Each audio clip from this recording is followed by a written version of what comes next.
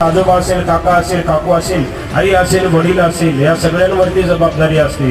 लेकराचं नाव ठेवत असताना जिम्मेदारी असते. जायचं संत महात्म्यांच्या आश्रमावरती, संतांना विनंती करायची, महाराज घरामध्ये मुलानं जन्म घेतलाय, घरामध्ये मुलीनं जन्म घेतलाय आणि आम्हाला नाव सांगा काय ठेवायचे ते. या व्यासपीठावरून तुम्हाला विश्वासानं सांगेल मायबाप, त्या संत महात्म्यांनी जे नाव सांगितलं ना, ते नाव जर तुमच्या लेकराचं ठेवलं तर नक्की त्याचा उद्धार झाल्याशिवाय राहणार नाही. आणि जे कोणी नाम त्याचं नाव घेतील त्यांचाही उद्धार झाल्याशिवाय राहणार नाही.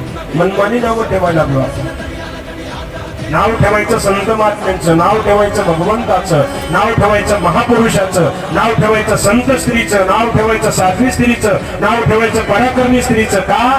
ते नाव ठेवण्याच्या माध्यमातून ज्याचं कोणाचं नाव ठेवताल त्याचाही उद्धार आणि जे कोणी नाव घेतील त्यांचाही उद्धार.